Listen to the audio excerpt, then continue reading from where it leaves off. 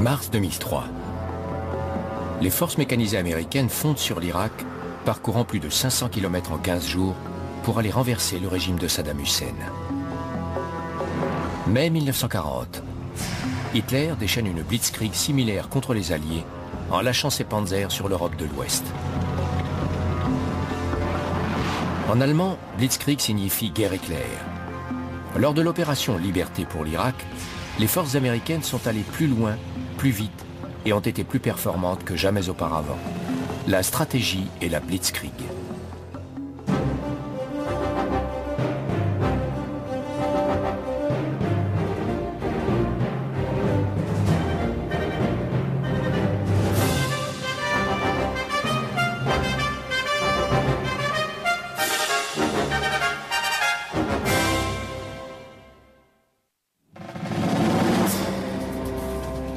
Mars 2003. Les chars américains franchissent à toute allure la frontière ouest de l'Irak. C'est une surprise totale. Les Irakiens attendent l'attaque principale à l'est. À peine une semaine auparavant, cette campagne n'est qu'un projet sur papier. Mais les stratèges de la coalition ont peu de doutes sur son issue et encore moins sur la manière de la diriger. This will be a campaign unlike any other in history. A campaign characterized by shock, by surprise, by flexibility, by the employment of precise munitions on a scale never before seen, and by the application of overwhelming force. Le général Tommy Franks est le commandant suprême des forces de la coalition en Irak. Sa stratégie repose sur la pensée militaire la plus moderne. Mais elle est basée sur des méthodes utilisées pour la première fois il y a près de 60 ans par des hommes comme l'Allemand Heinz Guderian.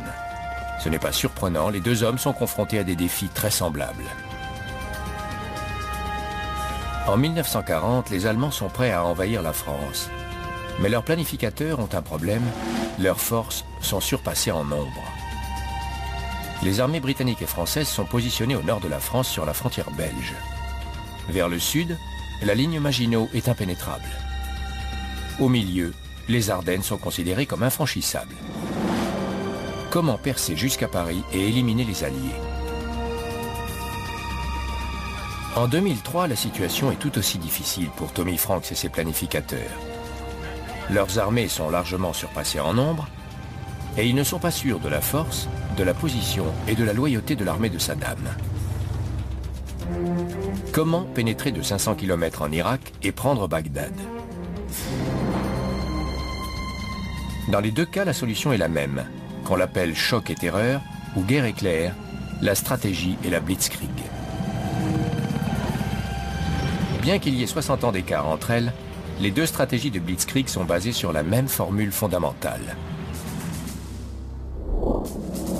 Tromper l'ennemi en l'attaquant là où il s'y attend le moins. Maîtriser les airs pour pouvoir se déplacer librement, contrairement à l'ennemi.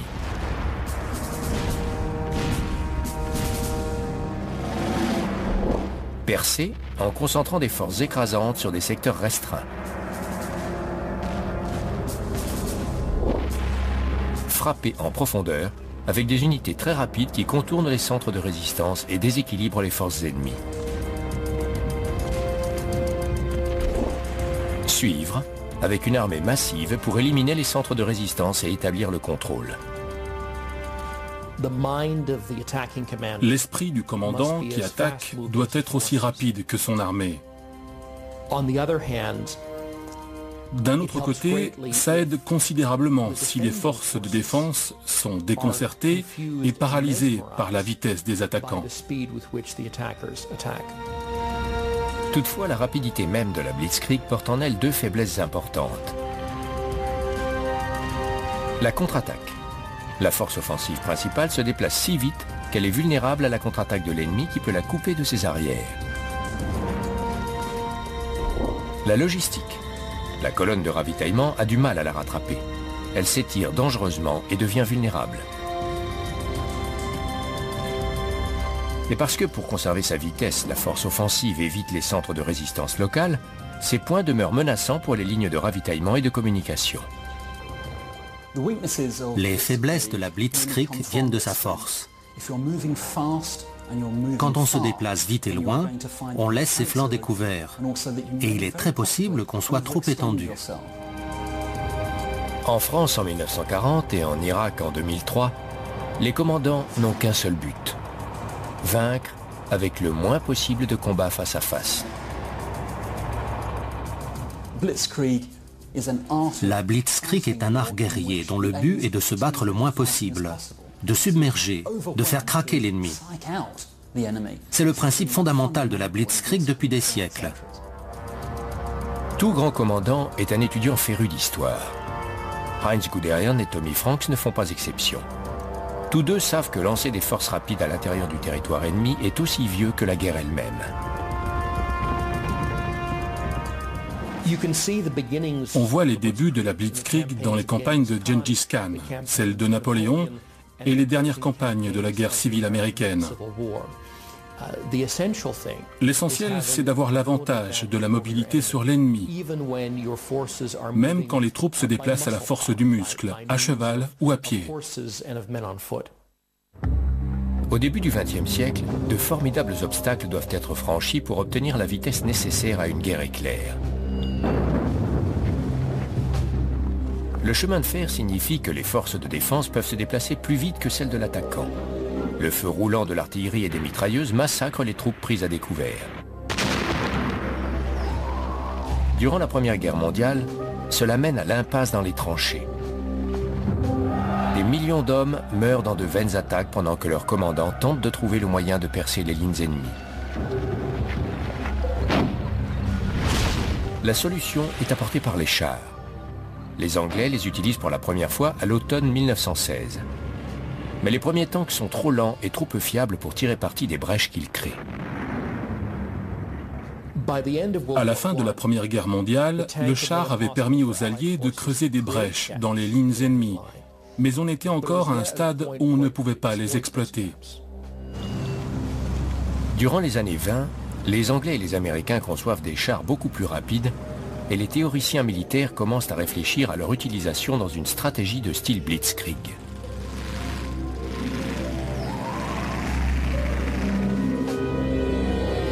Au cours des années 30, l'armée allemande s'intéresse de près à ces idées. Des commandants comme Heinz Guderian cherchent les moyens par lesquels les chars, soutenus par l'aviation et dirigés par radio, pourraient gagner une guerre éclair.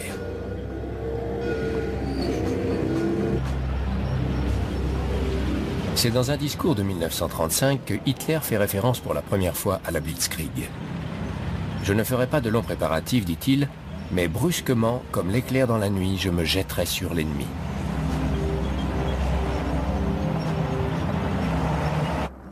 Cette stratégie est expérimentée en septembre 1939 lors de l'invasion allemande de la Pologne. Contre un adversaire beaucoup plus faible, qui ne peut opposer que sa cavalerie au Panzer, la victoire des Allemands est écrasante.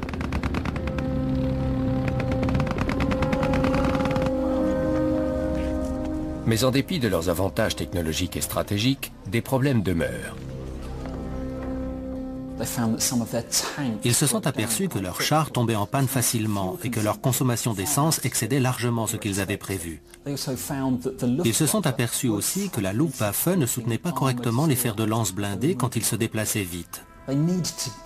Ils devaient y remédier, apprendre la leçon à toute vitesse avant de s'attaquer aux Français et aux Anglais au printemps 1940. Plus de 60 ans plus tard, les troupes de la coalition rencontrent de nombreux contretemps du même ordre, dus aux défis inhérents à la stratégie de la Blitzkrieg. Printemps 1940. Les Allemands se préparent à frapper à l'ouest. Leur objectif ? Anéantir la France en prenant sa capitale, Paris. Mais Paris est à plus de 300 km. Et les forces alliées sont plus nombreuses. 149 divisions contre 136. Et 3500 chars contre 2570. Seule leur puissance aérienne est irrésistible. Plus de 1700 bombardiers contre moins de 400. Et 1000 chasseurs contre 830. Mais les Allemands ont confiance, la nouvelle stratégie de Blitzkrieg va régler le problème. La première règle de la Blitzkrieg est de tromper l'ennemi. Au départ, les Allemands envisagent de reproduire leur offensive de 1914, un énorme crochet du droit par la Belgique pour déborder les défenses alliées. Les Alliés s'y attendent. Ils prévoient de s'élancer en Belgique dès que les Allemands frapperont. Ce qui se produit le 10 mai. L'armée allemande franchit la frontière hollandaise. Transportées par planeur, les troupes d'élite neutralisent le fort belge d'Eben-Emael.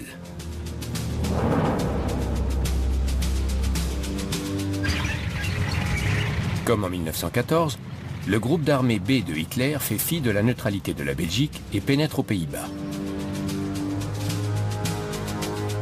Suivant leur plan, les Britanniques et les Français marchent immédiatement sur la Belgique. Mais l'offensive qu'ils veulent contrecarrer n'est pas une blitzkrieg. C'est une attaque, mais c'est aussi une duperie. Les Allemands ont revu leur plan de bataille. La véritable offensive, la blitzkrieg, aura lieu ici, dans les forêts et les collines apparemment infranchissables des Ardennes, pratiquement sans défense. 70% des panzers allemands y sont avec le groupe d'armée A. Seuls 30% sont dans le nord avec le groupe d'armée B, là où les Alliés attendent l'assaut principal. Plus de 60 ans plus tard, Tommy Franks et ses stratèges sont confrontés à une situation encore plus difficile. Le premier problème est la distance. Bagdad est à 550 km au nord du Koweït, point de départ de l'opération Liberté pour l'Irak. Le deuxième est la topographie. L'Irak est dominé par deux grands fleuves, l'Euphrate à l'ouest et le Tigre à l'est. L'endroit où ils se rencontrent, à 150 km de la mer, est une zone de marécage, impraticable pour les chars. Cette topographie et le système routier créent ce que les militaires appellent des points d'étranglement. Des endroits comme des passages de rivières, vers lesquels les troupes sont inévitablement canalisées et où elles peuvent être attaquées depuis des positions prévues à l'avance. Les Américains le savent, mais les Irakiens aussi. Et sur le papier du moins, les chiffres semblent de leur côté. Malgré plus d'une décennie de sanctions de l'ONU, l'Irak a encore une armée apparemment formidable, forte de 375 000 hommes et de plus de 20 000 chars.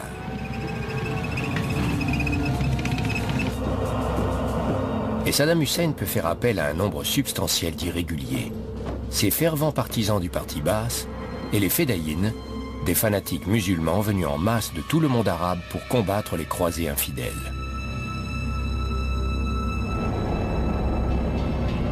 Pour éviter l'écueil, Tommy Franks, comme les stratèges allemands 60 ans auparavant, laisse l'ennemi, ainsi que bien des journalistes occidentaux et des analystes militaires, penser qu'il va adopter un plan totalement différent. L'opération Tempête du désert, la guerre livrée à peine 10 ans plus tôt pour répondre à l'invasion du Koweït par Saddam, est présente à tous les esprits. Après une campagne aérienne de 6 semaines, les forces irakiennes ont été repoussées hors du pays.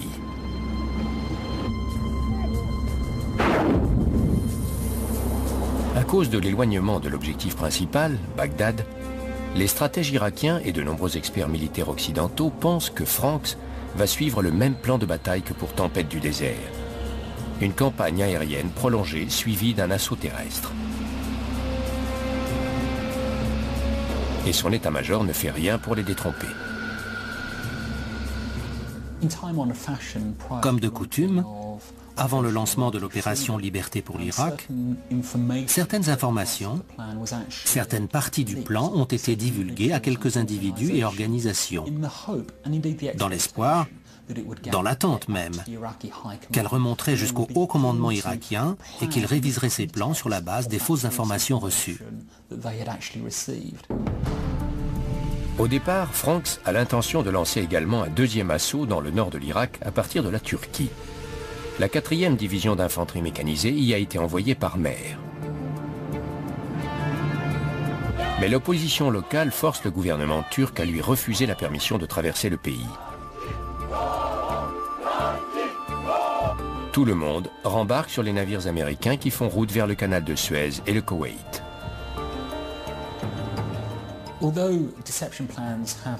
Si les plans de diversion doivent toujours être soigneusement préparés et programmés, on a toujours la possibilité d'utiliser les événements fortuits pour désorienter l'ennemi. Un bon exemple en est la tentative de la coalition de traverser la Turquie. La plupart des commentateurs, et très certainement les planificateurs irakiens, pensent que Franks va attendre l'arrivée de la 4e d'infanterie avant d'attaquer. C'est exactement ce qu'il veut leur faire croire, mais ce n'est pas ce qu'il a l'intention de faire. C'est un très bon exemple de la manière dont les armées peuvent profiter d'une occasion inattendue pour tromper l'ennemi. Pendant que les Irakiens croient les Américains obligés d'arriver par le sud, puis de se repositionner et de se réorganiser avant d'attaquer, les Alliés déplacent des troupes plus légères afin de leur donner l'avantage nécessaire pour lancer une attaque avant que les Irakiens puissent même imaginer qu'elles sont prêtes.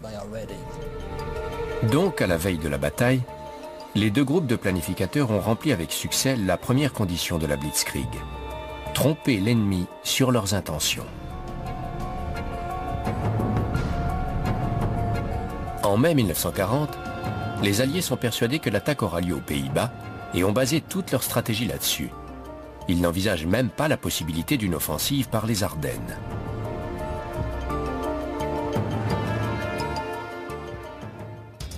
En mars 2003, les Irakiens ainsi que de nombreux analystes occidentaux attendent une longue campagne aérienne, tandis que les forces de la coalition augmentent sans cesse pour atteindre une supériorité numérique écrasante.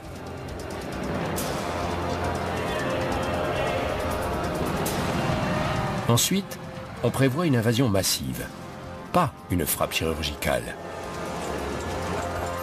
La deuxième condition d'une stratégie de Blitzkrieg réussie est la maîtrise des airs.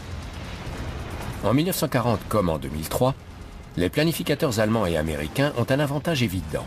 Ils dominent les cieux. En mai 1940, la Luftwaffe est une force formidable, comptant plus de 1700 bombardiers contre moins de 400 et 1000 chasseurs modernes contre tout juste 800 pour les Français et les Anglais.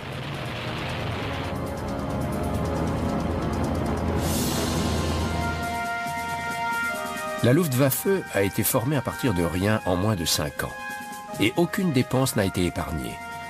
Son équipement est entièrement neuf. Ses pilotes, l'élite. Elle est conçue spécialement pour soutenir le genre de Blitzkrieg que les chefs allemands ont l'intention de mener. Au contraire, les armées de l'air françaises et anglaises sont privées de financement jusqu'au milieu des années 30 et sont empêtrées dans des programmes d'expansion rapide loin d'être achevés. Presque tous les chasseurs de la Luftwaffe sont des Messerschmitt Bf 109, une des machines de guerre les plus redoutables et les plus sophistiquées de l'époque. Près d'1 millier est déjà en service. Un seul chasseur allié peut rivaliser avec lui, le Supermarine Spitfire anglais. Et au printemps 1940, moins d'une centaine d'appareils sont disponibles. L'armée de l'air allemande dispose aussi de 342 Junkers Ju-87 Stuka, les terrifiants bombardiers en piqué conçus spécialement pour des attaques ciblées en soutien d'un plan de Blitzkrieg. Les Alliés ne possèdent pas d'avions d'attaque au sol comparables. En mars 2003 aussi, les forces aériennes de la coalition sont bien plus nombreuses et mieux équipées que celles des Irakiens. La pleine puissance de l'armée de l'air américaine, du corps des Marines et de l'aviation navale, avec plus de 3000 chasseurs et chasseurs bombardiers ultramodernes et 1500 bombardiers et avions d'attaque au sol, fait face à une poignée d'anciens chasseurs soviétiques qui n'ont pas été réparés depuis 10 ans et peuvent à peine voler. Les Irakiens ont bien quelques lance-missiles antiaériens et batteries de canons de l'ex-URSS.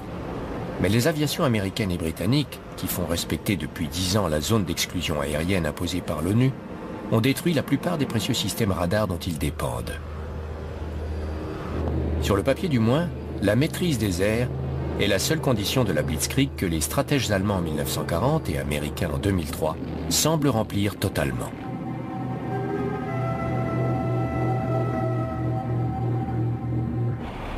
Par contre, au sol, les Allemands comme les Américains semblent totalement surpassés en nombre.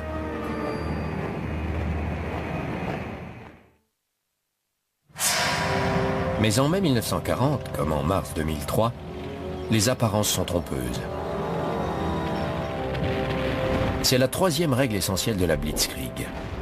Percer en concentrant une force écrasante. Là, les deux équipes de stratèges ont un avantage évident, mais qui n'est devenu évident qu'après l'événement. En mai 1940, non seulement les Allemands sont moins nombreux partout, sauf dans les airs, mais leurs chars ont un blindage plus mince et des canons moins puissants que ceux des Alliés. La plupart sont des chars légers, comme le Panzer Mark IS prévu pour l'entraînement, et ne portant que 2 mitrailleuses, ou le Mark IIS, conçu comme véhicule de reconnaissance et armé d'un canon de 20 mm. Les nombreux chars alliés, armés de canons de 37 et 40 mm, capables de transpercer leur mince blindage, devraient n'en faire qu'une bouchée.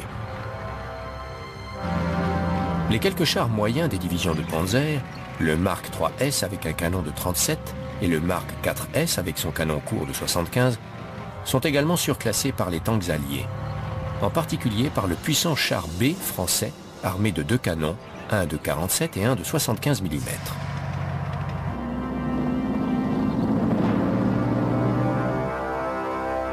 Mais les stratèges allemands concentrent la majorité de leurs précieuses divisions de Panzer sur le seul secteur du front que les Alliés ne croient pas utile de couvrir, les Ardennes. Et ces divisions de Panzer sont spécialement conçues comme des formations mécanisées rapides, partagées également entre chars, artillerie mécanisée et infanterie, et entraînées à exploiter sans pitié une première percée. Le plan de diversion allemand signifie que les meilleures divisions alliées vont s'enfoncer en Belgique, laissant le secteur vital des Ardennes sous la protection de quelques divisions de réservistes trop âgés. Là où leur plan de bataille exige une force écrasante pour percer les lignes ennemies, les Allemands ont plus que réussi. Au contraire, en mars 2003, Tommy Franks ne vise pas la supériorité numérique au sol. 10 ans plus tôt, lors de l'opération Tempête du désert, les Alliés ont envoyé sur le terrain 750 000 hommes et plus de 2000 chars. Début mars 2003, la coalition oppose à peine 120 000 soldats à une armée irakienne qu'on estime à 375 000 hommes et à peine 500 chars contre 2000. Mais Franks a appris une leçon cruciale lors de l'opération Tempête du désert. Quand l'offensive alliée cesse en 1991, après la libération du Koweït, laissant Saddam au pouvoir en Irak, de nombreux analystes suggèrent que c'est une décision politique. D'autres sont en désaccord. Ils incriminent l'un des points faibles inhérents à la Blitzkrieg, la logistique.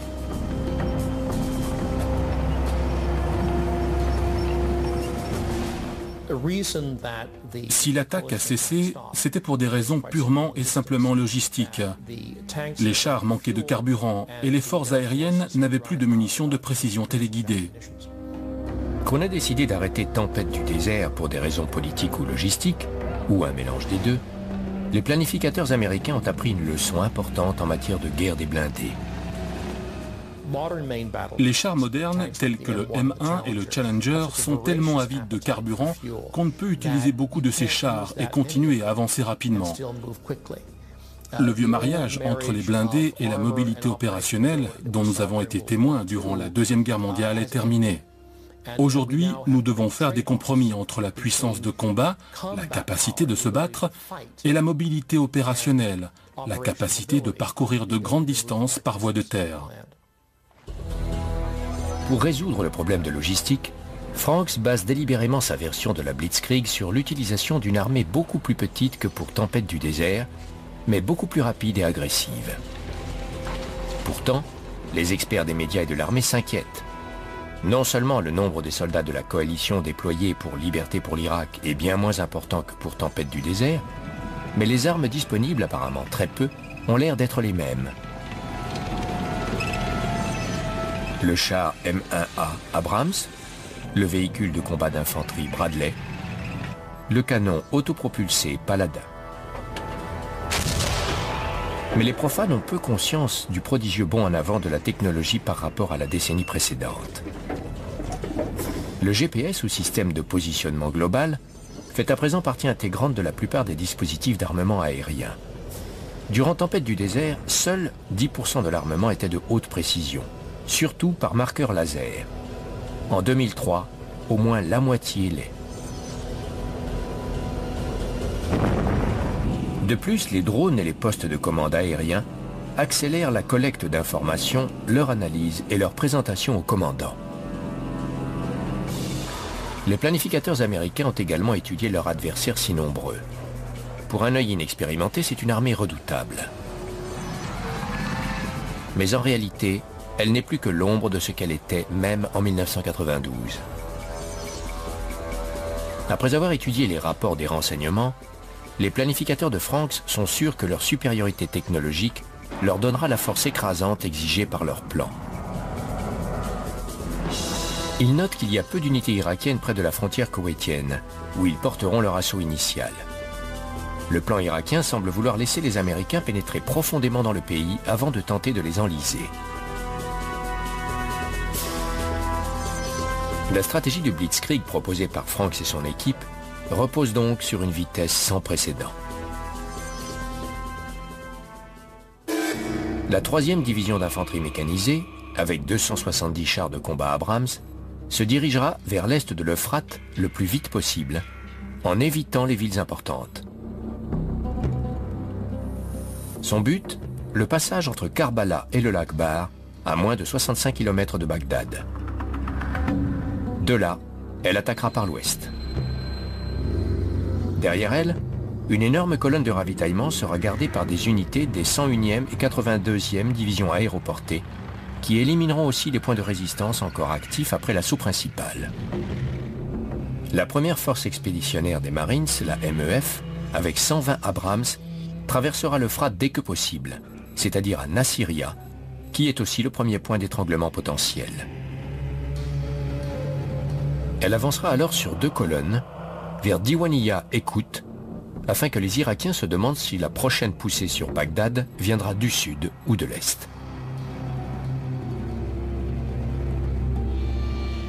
Le corps expéditionnaire Tarawa suivra la MEF pour protéger ses voies de ravitaillement et éliminer la résistance. Au sud, les Anglais s'occuperont de la 2e ville d'Irak, Bassora. La réussite du plan repose sur un principe fondamental, atteindre Bagdad au plus vite. Aucune stratégie militaire réussie ne se conçoit hors contexte. Et Tommy Franks est un brillant étudiant de l'histoire militaire. Son plan aurait certainement été compris par les grands généraux de l'Antiquité, Hannibal, Jules César, qui vous voulez. Tommy Franks disait de ce plan que c'était une blitzkrieg avec des gadgets high-tech. La mobilité, la rapidité, l'impact psychologique, de tout temps, les chefs militaires ont tenté de les obtenir. Ce qu'ils n'auraient peut-être pas compris, c'est l'exactitude, la vitesse, la précision de tout ce que font les commandants en 2003. Mais le plan de base était aussi vieux que le monde. Le temps est venu de mettre à l'épreuve les 2 stratégies pour percer. Pour les forces allemandes, comme pour celles de la coalition, la partie théorique de la planification est terminée.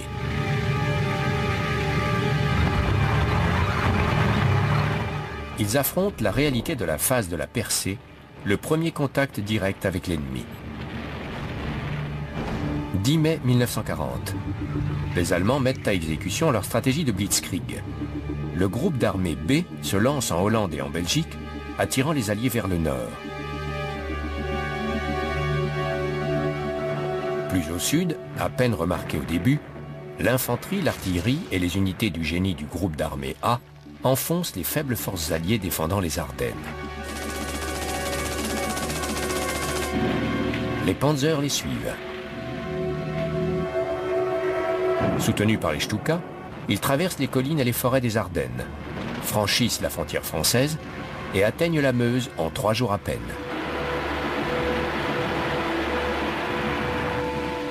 Là, les Français doivent les arrêter. C'est la dernière ligne de défense naturelle avant les grandes plaines du nord du pays qui s'étendent jusqu'à la Manche.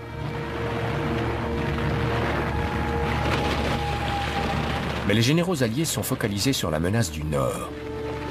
On donne peu de soutien aux médiocres soldats qui défendent la Meuse. Rapidement, les unités du génie allemand passent la rivière et établissent 3 têtes de pont. Bientôt, les panzers traversent.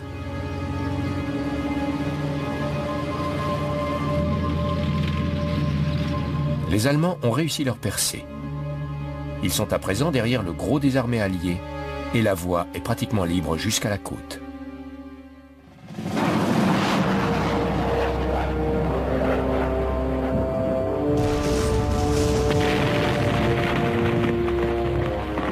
« 20 mars 2003.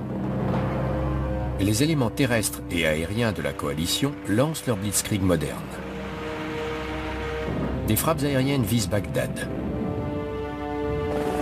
Les hélicoptères Apache passent la frontière koweïto-irakienne pour détruire les postes d'observation ennemis. Puis, l'artillerie entre en action. Au point du jour, les unités de tête du plan Blitzkrieg ont traversé la frontière et entament leur course vers Bagdad.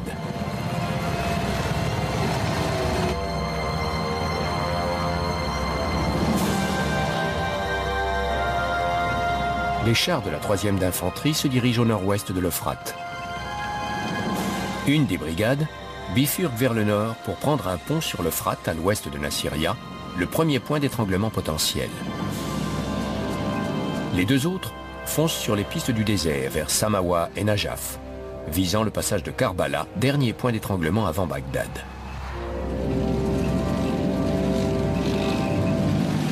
La 1re division de Marines se lance d'abord au nord, aux côtés de la 7e brigade blindée britannique, vers les gisements de pétrole vitaux de Rumaïla. Ceux-ci sont rapidement pris et seuls 7 puits sur 1000 sont sabotés. La 51e division irakienne s'effondre et capitule. Comme prévu, la phase de percée de la stratégie de Blitzkrieg de la coalition est un succès immédiat. Les quelques soldats irakiens se trouvant près de la frontière sont vite neutralisés ou disparaissent. Les Marines se tournent alors vers le pont à l'est de Nasiriyah, tandis que les Anglais poursuivent leur route vers Bassora.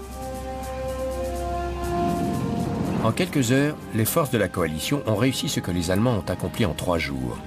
Une percée leur ouvrant de vastes espaces libres jusqu'à leur objectif principal. Pour les 2 armées, la phase suivante de la tactique de Blitzkrieg, frapper profondément, est cruciale. C'est maintenant qu'elles sont le plus vulnérables. France, mai 1940. Les commandants alliés semblent totalement incapables de comprendre ce qui leur arrive. Mais ils ne sont pas les seuls à être pris par surprise. Les Allemands aussi ont été surpris par les premiers succès de leur Blitzkrieg. Mais au lieu de rester assis sur leur laurier ou d'essayer de comprendre les événements, ils ont tout simplement poursuivi leur avance. Ils avaient ce penchant pour l'action, le désir d'avancer dès qu'ils le pouvaient. Ils ont donc décidé de terminer le travail, puis à tête reposée, d'analyser ce qui s'était bien ou mal passé. La Meuse franchie, les commandants de Panzer comme Heinz Guderian ne laissent rien ni personne les arrêter, pas même Hitler. En 8 jours, ils parcourent plus de 300 km et atteignent la côte de la Manche. Pris en tenaille entre les panzers du groupe d'armée A qui se déchaînent derrière eux et le groupe d'armée B qui arrive du nord, les Alliés reculent jusqu'à Dunkerque. Mais la phase de frappe en profondeur n'est pas si simple. Les Allemands avaient dressé un animal sauvage qu'ils ont lâché dans les Ardennes au printemps 1940. Le problème, c'est que le maître a perdu le contrôle dès que le chien a été libéré. Quand on a un commandant audacieux, courageux, et qui sait exploiter les occasions, un jour, il fait peur à son maître, à son quartier général. Et qu'est-ce qui effraie le maître? Le premier danger d'une stratégie de blitzkrieg, c'est la contre-attaque. Plus la colonne allemande s'étire et s'amincit, plus elle est exposée à une contre-attaque, surtout sur ses flancs vulnérables.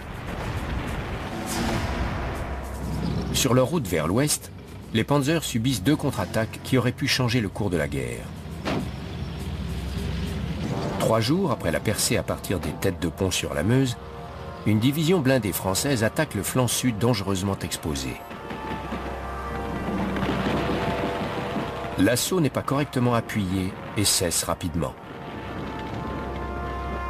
Mais Hitler et le haut commandement allemand ont si peur qu'ils ordonnent aux panzers de stopper leur poussée et d'attendre l'infanterie. Les panzers passent outre. Heinz Guderian voulait avancer le plus vite possible et planter ses crocs dans le derrière des Français et des Anglais battant en retraite. Au quartier général, son maître, Hitler, voulait le retenir. Il l'appelait, il le sifflait, mais Guderian n'écoutait pas. 2 jours plus tard, près d'Arras, une brigade anglaise tente de couper le flanc droit. Pendant un court moment, il semble que la division de Panzer de ce flanc va être bloquée. Mais l'artillerie se précipite et repousse les chars britanniques.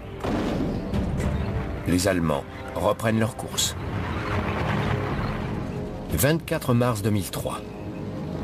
La phase de frappe en profondeur de la stratégie de Blitzkrieg a démarré depuis 3 jours et l'opération Liberté pour l'Irak est bien partie. L'armée régulière irakienne a été balayée. En fait, elle disparaît. La tête de pont à l'ouest de Nasiriyah est prise.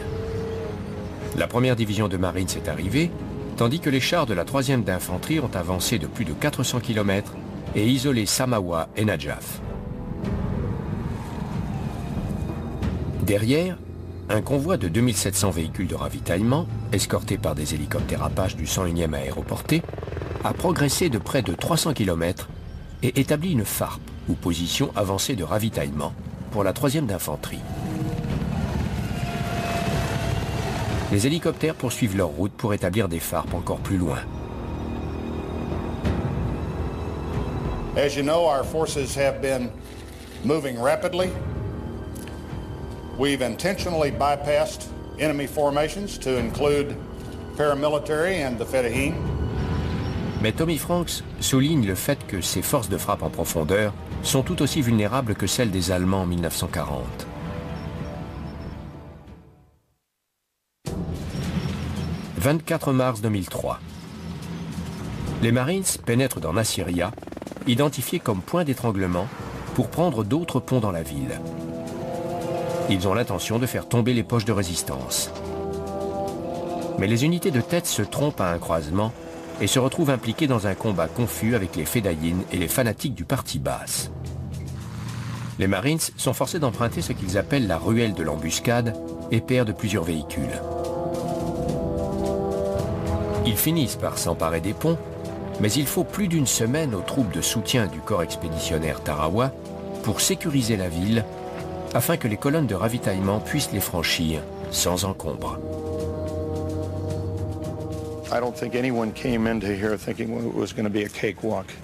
We knew that there were cells like the Republican Guard. We just didn't know when we'd run into them. Ailleurs, sur la longue route de Bagdad, l'opération Liberté pour l'Irak n'échappe pas à l'autre problème inhérent à la guerre éclair, la logistique. Les colonnes de ravitaillement de la coalition serpentent vers le nord en convoi interminable. Devant, les unités d'assaut sont blindées. Les véhicules de ravitaillement, eux, sont vulnérables. Les Irakiens auraient pu exploiter ça en utilisant ce qu'on pourrait appeler la défense du lapin de Garenne.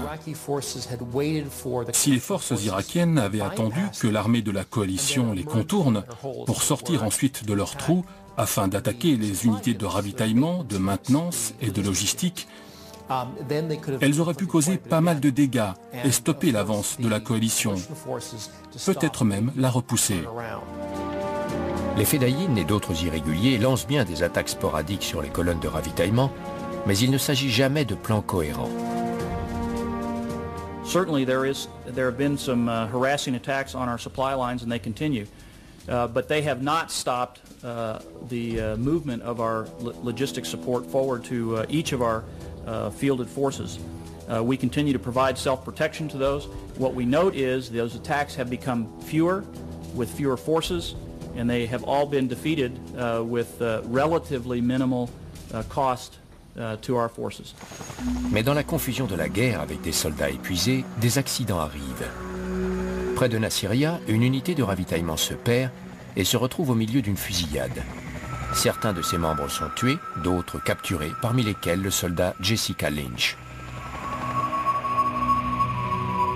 Ce problème de logistique apparaît aussi dans la stratégie allemande durant la Deuxième Guerre mondiale. Le 25 mai, 2 semaines après le lancement de la Blitzkrieg, les armées françaises et anglaises sont coincées à Dunkerque. Les chars pourraient les anéantir. Mais ils s'arrêtent et plus de 350 000 soldats anglais et français s'enfuient par les plages. C'est intéressant. Historiquement, les armées ont tendance à s'essouffler aux alentours de la barre des 400 km. Si on mesure la distance du point de départ de l'assaut allemand dans les Ardennes par la route qu'ils ont prise, jusqu'au périmètre de Dunkerque, on arrive grosso modo à 400 km. L'avancée allemande est si rapide qu'elle distance ses arrières. C'est largement dû au fait, malgré les films de propagande sur les chars et les camions, que plus de 90% de l'armée dépend toujours de ses fantassins et de ses chevaux. Plus de 60 ans plus tard, le 25 mars, les commandants américains, comme leurs homologues allemands, décident qu'il est nécessaire de faire une halte pour se regrouper avant d'achever la campagne par l'assaut sur Bagdad.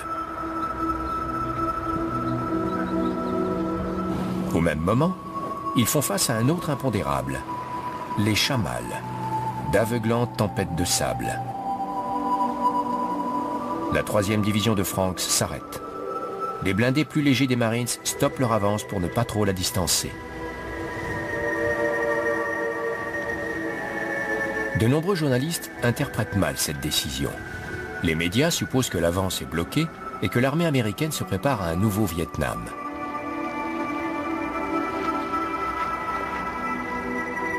En fait, les Américains se reposent et, plus important, ils se ravitaillent. Pour le profane, certains événements qui se sont produits durant Liberté pour l'Irak ont pu laisser penser que la Blitzkrieg échouait. Mais pour ceux qui comprennent l'histoire de la guerre éclair, c'était des problèmes courants. Le 2 avril, la course vers Bagdad reprend.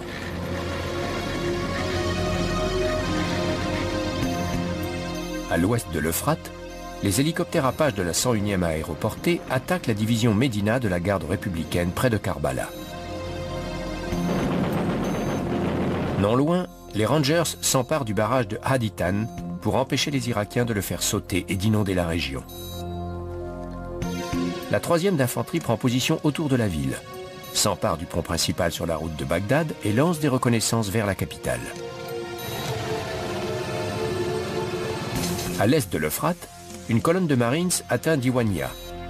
Mais au lieu de continuer directement sur Bagdad, elle tourne vers le nord-est pour traverser le Tigre à l'ouest de Kout. Elle évite ainsi une ville que les Irakiens se sont préparés à défendre. Les Marines se dirigent ensuite vers Bagdad. Le 3 avril, une compagnie blindée de la 3e division d'infanterie atteint et prend l'aéroport de Bagdad. La résistance attendue est inexistante.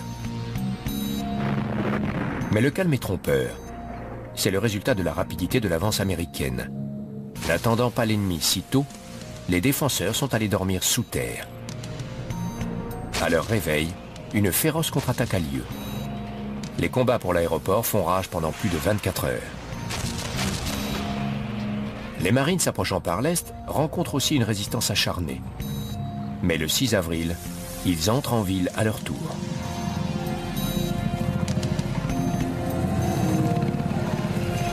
Il faut 2 jours de plus aux forces américaines pour verrouiller Bagdad.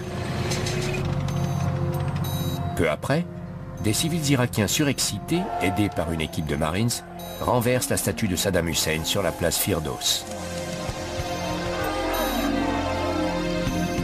La prise de l'aéroport de Bagdad marque la fin de la Blitzkrieg en Irak tout comme la halte à Dunkerque, marque la fin de la Blitzkrieg allemande dans le nord de la France. Les deux armées, à plus de 60 ans d'intervalle, ont montré que cette stratégie peut obtenir un succès éclatant.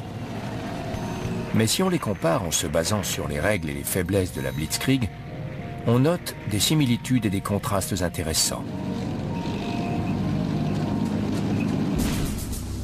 Les deux généraux trompent l'ennemi et maîtrisent les airs.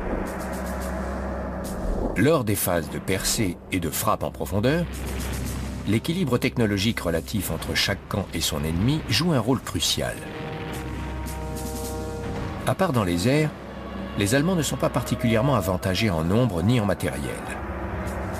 Ils concentrent une force écrasante là où elle est nécessaire, en regroupant leurs divisions de panzer et en les utilisant sans pitié. Au contraire, les Américains mettent à profit l'énorme supériorité technologique de leurs armes et de leurs communications pour écraser un ennemi théoriquement beaucoup plus nombreux.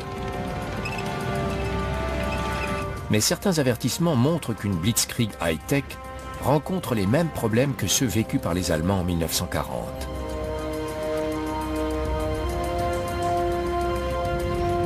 Les Allemands subissent 2 tentatives de contre-attaque, mais elles sont mal coordonnées et inefficaces.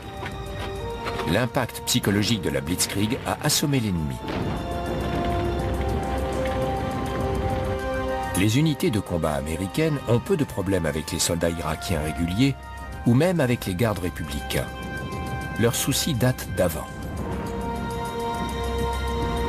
Le savoir-faire des unités de logistique américaines a soutenu une avance extraordinairement rapide, mais seulement jusqu'à cette même barre de 400 km où s'étaient arrêtés les Allemands. Là, même avec des camions et des hélicoptères plutôt que des jambes et des chevaux, une halte devient inévitable. Et pour les Américains, l'interminable train de la logistique se révèle particulièrement vulnérable aux actions de guérilla menées par des ennemis sans grands moyens. C'est une autre forme de contre-attaque qui aurait pu leur être très préjudiciable si les Irakiens l'avaient utilisée avec plus de constance. Les principaux problèmes que la coalition rencontre plus tard lors de la phase de suivi ne viennent qu'après le succès éclatant de la stratégie de Blitzkrieg. Cela ne fait que souligner une autre leçon apprise par les Allemands 60 ans auparavant. En tout état de cause, il faut une armée massive pour sécuriser le terrain après les premières victoires rapides. Pour le long terme, on retiendra un nouvel élément.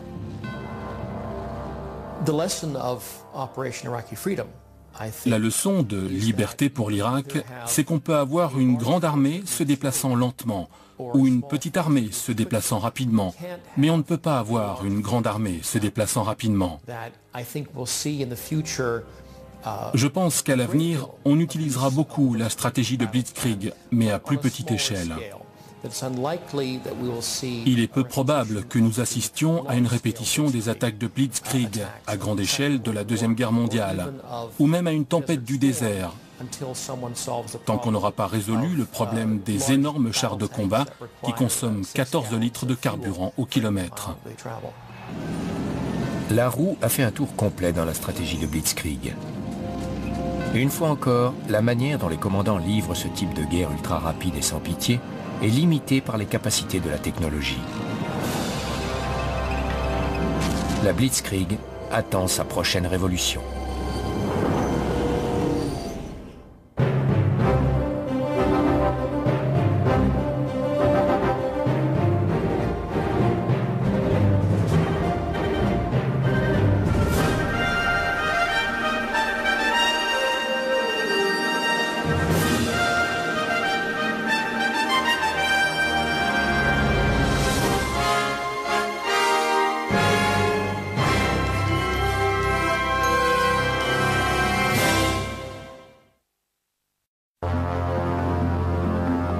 Mars 2003. Les forces mécanisées américaines fondent sur l'Irak, parcourant plus de 500 km en 15 jours pour aller renverser le régime de Saddam Hussein. Mai 1940.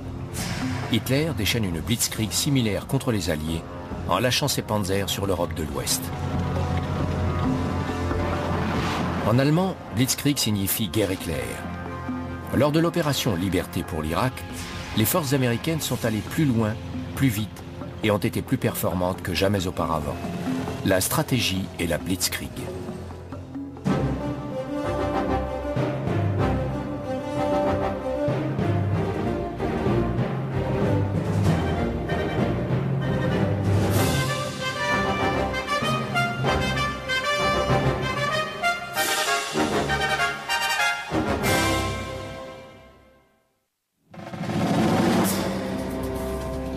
Mars 2003. Les chars américains franchissent à toute allure la frontière ouest de l'Irak. C'est une surprise totale. Les Irakiens attendent l'attaque principale à l'est. À peine une semaine auparavant, cette campagne n'est qu'un projet sur papier. Mais les stratèges de la coalition ont peu de doutes sur son issue et encore moins sur la manière de la diriger. This will be a campaign unlike any other in history.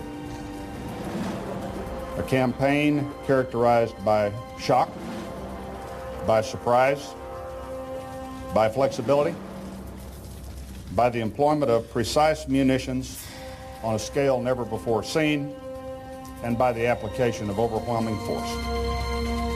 Le général Tommy Franks est le commandant suprême des forces de la coalition en Irak. Sa stratégie repose sur la pensée militaire la plus moderne. Mais elle est basée sur des méthodes utilisées pour la première fois il y a près de 60 ans par des hommes comme l'Allemand Heinz Guderian. Ce n'est pas surprenant, les deux hommes sont confrontés à des défis très semblables.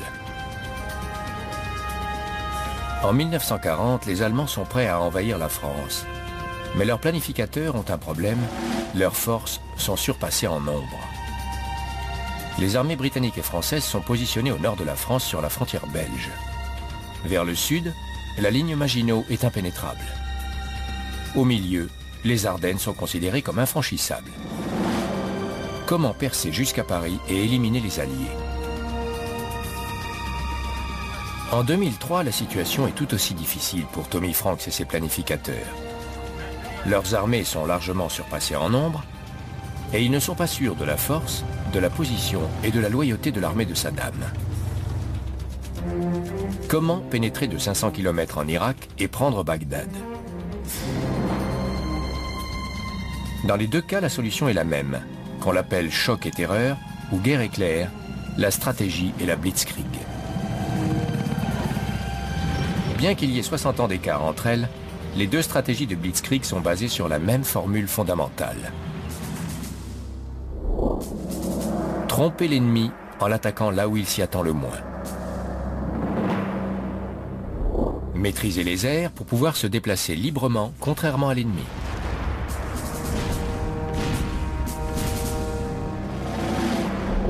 Percer en concentrant des forces écrasantes sur des secteurs restreints. Frapper en profondeur avec des unités très rapides qui contournent les centres de résistance et déséquilibrent les forces ennemies. Suivre avec une armée massive pour éliminer les centres de résistance et établir le contrôle.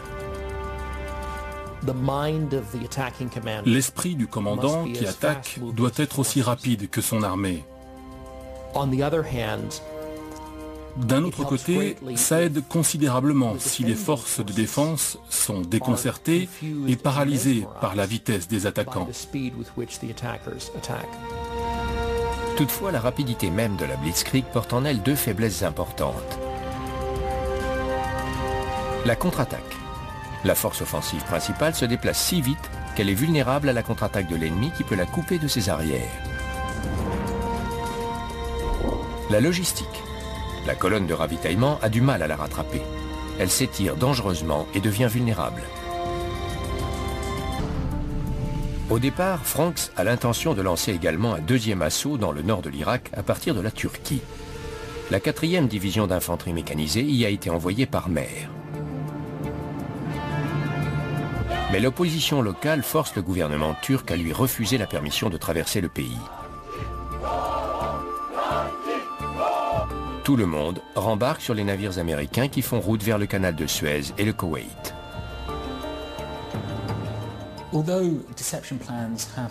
Si les plans de diversion doivent toujours être soigneusement préparés et programmés, on a toujours la possibilité d'utiliser les événements fortuits pour désorienter l'ennemi. Un bon exemple en est la tentative de la coalition de traverser la Turquie. La plupart des commentateurs, et très certainement les planificateurs irakiens, pensent que Franks va attendre l'arrivée de la 4e d'infanterie avant d'attaquer. C'est exactement ce qu'il veut leur faire croire, mais ce n'est pas ce qu'il a l'intention de faire. C'est un très bon exemple de la manière dont les armées peuvent profiter d'une occasion inattendue pour tromper l'ennemi. Pendant que les Irakiens croient les Américains obligés d'arriver par le sud, puis de se repositionner et de se réorganiser avant d'attaquer, les Alliés déplacent des troupes plus légères afin de leur donner l'avantage nécessaire pour lancer une attaque avant que les Irakiens puissent même imaginer qu'elles sont prêtes.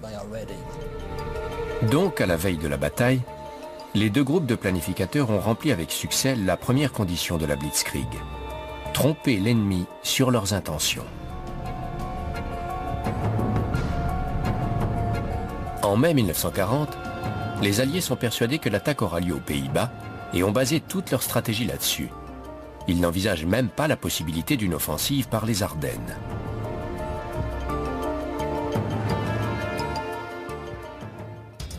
En mars 2003, les Irakiens ainsi que de nombreux analystes occidentaux attendent une longue campagne aérienne, tandis que les forces de la coalition augmentent sans cesse pour atteindre une supériorité numérique écrasante.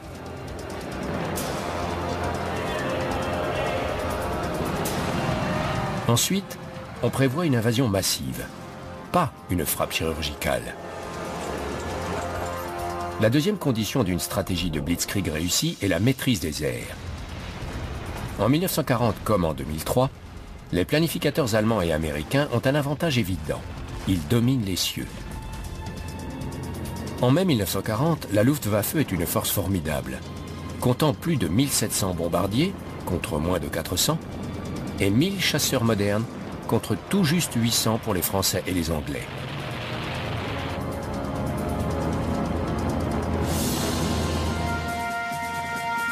La Luftwaffe a été formée à partir de rien en moins de 5 ans. Et aucune dépense n'a été épargnée. Son équipement est entièrement neuf. Ses pilotes, l'élite. Elle est conçue spécialement pour soutenir le genre de Blitzkrieg que les chefs allemands ont l'intention de mener. Au contraire, les armées de l'air françaises et anglaises sont privées de financement jusqu'au milieu des années 30 et sont empêtrées dans des programmes d'expansion rapide loin d'être achevés.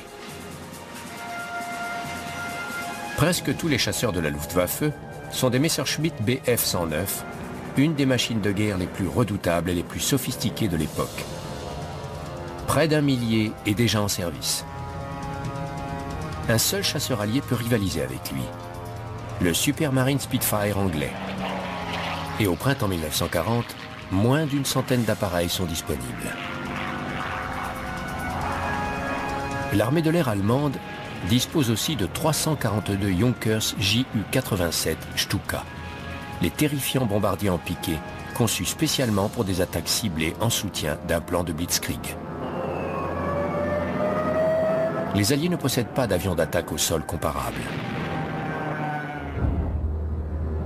En mars 2003 aussi, les forces aériennes de la coalition sont bien plus nombreuses et mieux équipées que celles des Irakiens. La pleine puissance de l'armée de l'air américaine, du corps des Marines et de l'aviation navale, avec plus de 3000 chasseurs et chasseurs bombardiers ultramodernes et 1500 bombardiers et avions d'attaque au sol, fait face à une poignée d'anciens chasseurs soviétiques qui n'ont pas été réparés depuis 10 ans et peuvent à peine voler. Les Irakiens ont bien quelques lance-missiles antiaériens et batteries de canons de l'ex-URSS. Mais les aviations américaines et britanniques, qui font respecter depuis 10 ans la zone d'exclusion aérienne imposée par l'ONU, ont détruit la plupart des précieux systèmes radars dont ils dépendent. Sur le papier du moins, la maîtrise des airs est la seule condition de la Blitzkrieg que les stratèges allemands en 1940 et américains en 2003 semblent remplir totalement.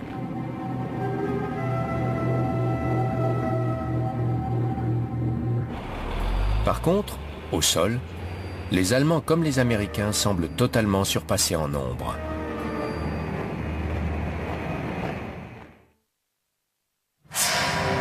Mais en mai 1940, comme en mars 2003, les apparences sont trompeuses.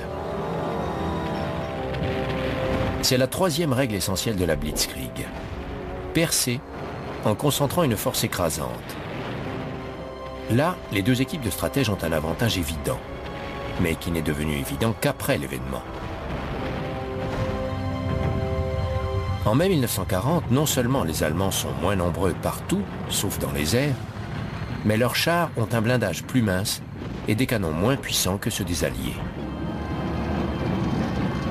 La plupart sont des chars légers, comme le Panzer Mark I-S prévu pour l'entraînement, et ne portant que 2 mitrailleuses, ou le Mark II-S, conçu comme véhicule de reconnaissance et armé d'un canon de 20 mm.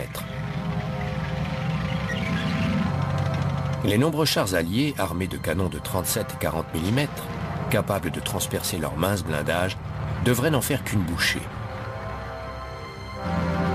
Les quelques chars moyens des divisions de Panzer, le Mark III-S avec un canon de 37 et le Mark IV-S avec son canon court de 75, sont également surclassés par les tanks alliés, en particulier par le puissant char B français armé de 2 canons, un de 47 et un de 75 mm.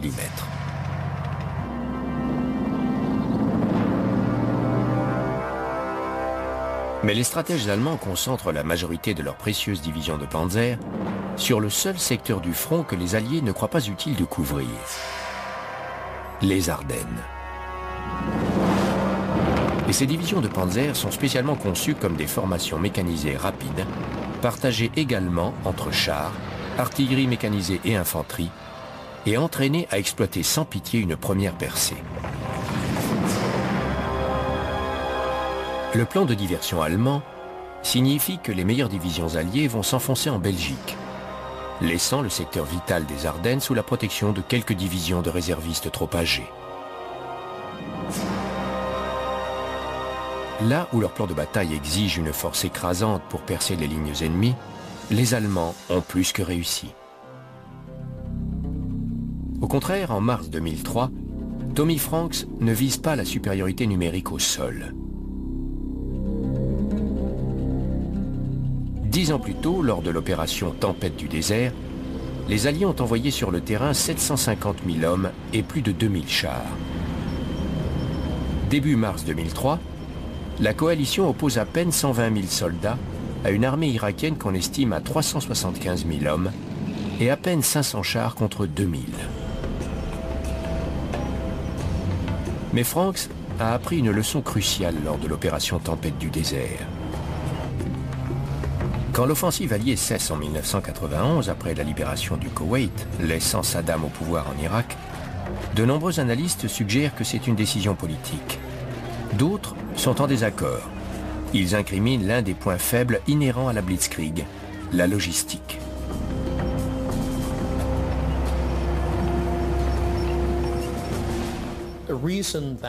Si l'attaque a cessé, c'était pour des raisons purement et simplement logistiques. Les chars manquaient de carburant et les forces aériennes n'avaient plus de munitions de précision téléguidée. Qu'on a décidé d'arrêter Tempête du désert pour des raisons politiques ou logistiques, ou un mélange des deux, les planificateurs américains ont appris une leçon importante en matière de guerre des blindés. Les chars modernes, tels que le M1 et le Challenger, sont tellement avides de carburant qu'on ne peut utiliser beaucoup de ces chars et continuer à avancer rapidement. Le vieux mariage entre les blindés et la mobilité opérationnelle, dont nous avons été témoins durant la deuxième... 3500 chars contre 2570.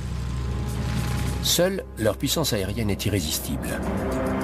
Plus de 1700 bombardiers contre moins de 400. Et 1000 chasseurs contre 830. Mais les Allemands ont confiance, la nouvelle stratégie de Blitzkrieg va régler le problème. La première règle de la Blitzkrieg est de tromper l'ennemi. Au départ, les Allemands envisagent de reproduire leur offensive de 1914, un énorme crochet du droit par la Belgique pour déborder les défenses alliées. Les Alliés s'y attendent, il prévoit de s'élancer en Belgique dès que les Allemands frapperont. Ce qui se produit le 10 mai. L'armée allemande franchit la frontière hollandaise. Transportées par planeur, les troupes d'élite neutralisent le fort belge d'Eben-Emael.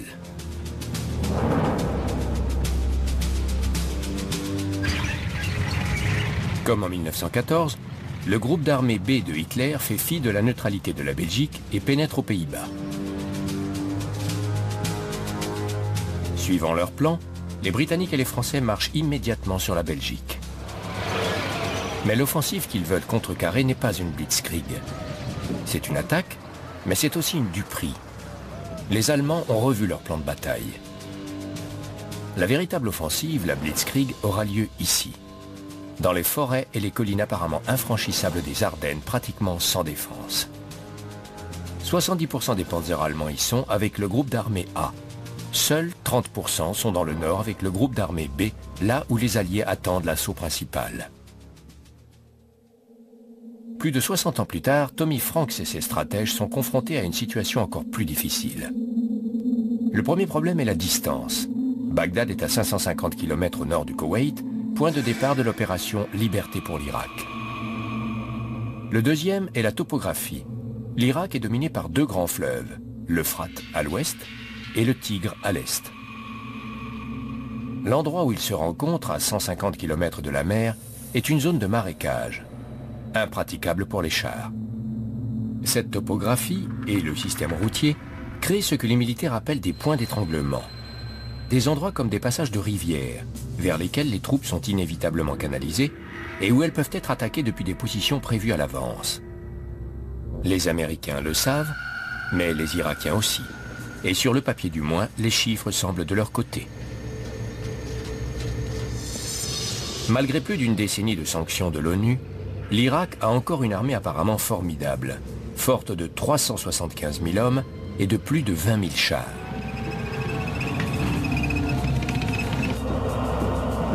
Et Saddam Hussein peut faire appel à un nombre substantiel d'irréguliers, ses fervents partisans du parti Baas et les Fédayines, des fanatiques musulmans venus en masse de tout le monde arabe pour combattre les croisés infidèles.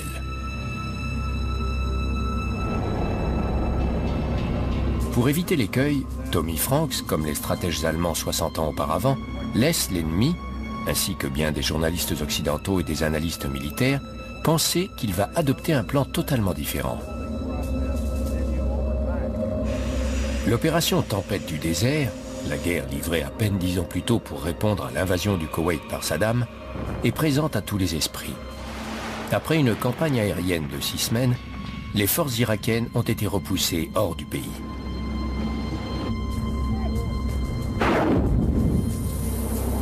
À cause de l'éloignement de l'objectif principal, Bagdad, les stratèges irakiens et de nombreux experts militaires occidentaux pensent que Franks va suivre le même plan de bataille que pour Tempête du désert. Une campagne aérienne prolongée suivie d'un assaut terrestre. Et son état-major ne fait rien pour les détromper. Comme de coutume, avant le lancement de l'opération Liberté pour l'Irak, certaines informations, certaines parties du plan ont été divulguées à quelques individus et organisations, dans l'espoir, dans l'attente même, qu'elles remonteraient jusqu'au haut commandement irakien et qu'il réviserait ses plans sur la base des fausses informations reçues. Et parce que pour conserver sa vitesse, la force offensive évite les centres de résistance locales, ces points demeurent menaçants pour les lignes de ravitaillement et de communication. Les faiblesses de la Blitzkrieg viennent de sa force. Quand on se déplace vite et loin, on laisse ses flancs découverts. Et il est très possible qu'on soit trop étendu. En France en 1940 et en Irak en 2003, les commandants n'ont qu'un seul but: vaincre avec le moins possible de combats face à face. La Blitzkrieg est un art guerrier dont le but est de se battre le moins possible, de submerger, de faire craquer l'ennemi. C'est le principe fondamental de la Blitzkrieg depuis des siècles. Tout grand commandant est un étudiant féru d'histoire. Heinz Guderian et Tommy Franks ne font pas exception. Tous deux savent que lancer des forces rapides à l'intérieur du territoire ennemi est aussi vieux que la guerre elle-même.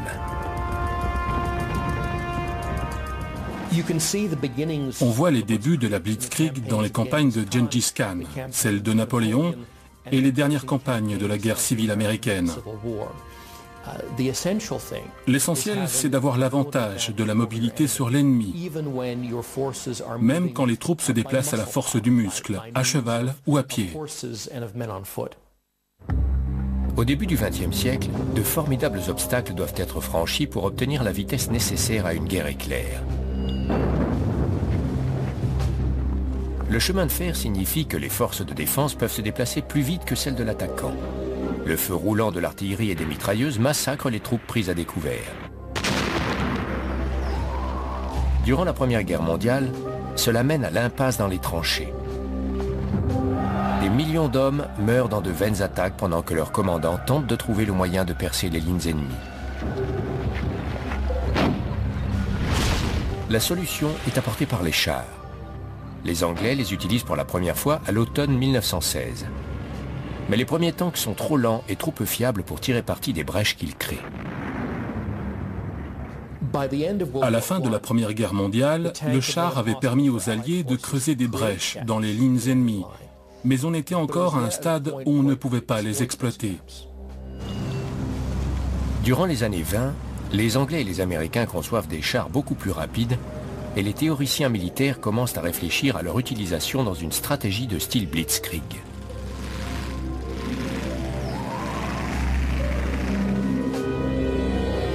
Au cours des années 30, l'armée allemande s'intéresse de près à ces idées. Des commandants comme Heinz Guderian cherchent les moyens par lesquels les chars, soutenus par l'aviation et dirigés par radio, pourraient gagner une guerre éclair.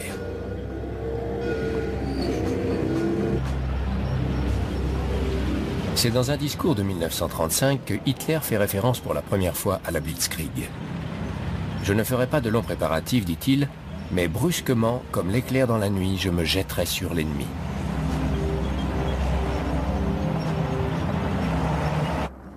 Cette stratégie est expérimentée en septembre 1939 lors de l'invasion allemande de la Pologne. Contre un adversaire beaucoup plus faible, qui ne peut opposer que sa cavalerie au Panzer, la victoire des Allemands est écrasante.